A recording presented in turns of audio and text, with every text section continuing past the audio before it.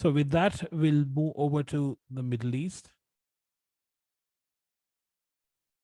Thank you, Bhargav. In the EMEA roundup today, we had one assist event and 20 other developments. I'll mention some developments in the Middle East. In Iran, 10 suspected members of the separatist movement, which is the Democratic Party of Iranian Kurdistan, were arrested by the security forces yesterday in some northwestern regions.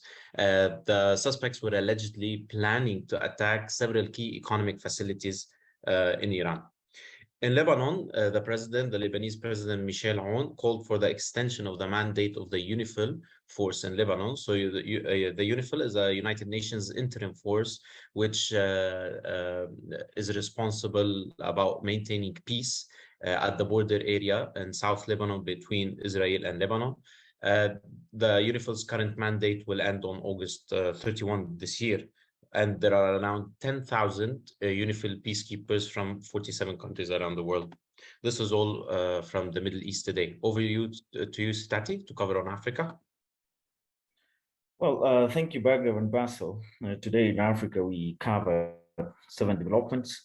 And the big issue is the security cooperation agreement signed yesterday between Chad and Niger. Although further information or details regarding the cooperation agreement are not revealed. And the signing came 2 days after the governments of Niger and Benin also signed a similar security cooperation deal. And these security agreements come just before a visit by French officials in Niger, which is supposed to start tomorrow. And the French officials will be visiting Niger just to try and evaluate the French strategy across the Sahel region, especially after the withdrawal of the French forces from, or rather, the ongoing withdrawal of the French forces from Mali.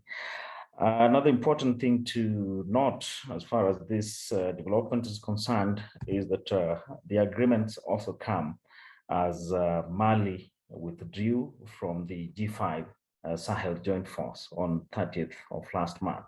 And so businesses with operations across the Sahel region, especially in countries such as Burkina Faso, Mali, Chad, Cameroon, Nigeria as well, need to monitor the security cooperation agreements and other related developments in the wake of the persisting threat of attacks by armed groups in the Sahel region. So that's all we have from Africa today. Back to you, Bassel, to cover Europe. Thank you. Thank you, Sitati. In Europe, we had around 10 developments today. Our assessed event today was in Italy. So the Five-Star Movement announced yesterday that it will boycott a confidence vote for an economic package presented by Prime Minister Mario Draghi's government. So the M5S, or the Five-Star Movement, is one of the main coalition partners that formed the National Unity Government back in 2021. It also won a plurality of seats as an individual party in the Chamber of Deputies, or as we call it, the Parliament, with a total of seats of 227 seats. So the confidence vote is set to commence today in the Senate. It has been called to obtain the approval of a $23.1 billion European Union package in economic aid for low-income households and businesses. However, several parties, including the center-left and the right-wing Democratic Party and the League Party, suggested early elections if the M5S pulls out of the coalition, since since the movement is considered influential in Italy.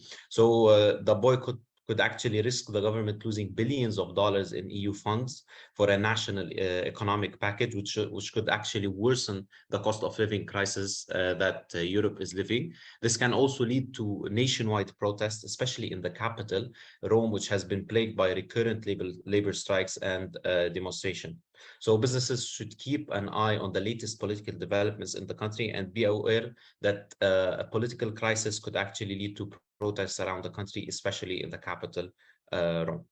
This is all from the EMEA today. Thank you. Thank you, Sitati and Bassel. That's a wrap from us. Thank you very much for joining us today. You can reach out to us at info@apacassistance.com.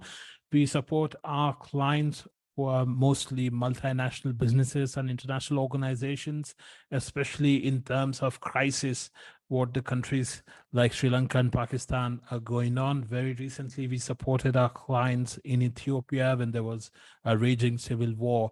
So reach out to us to know more about our bespoke membership services. Thank you.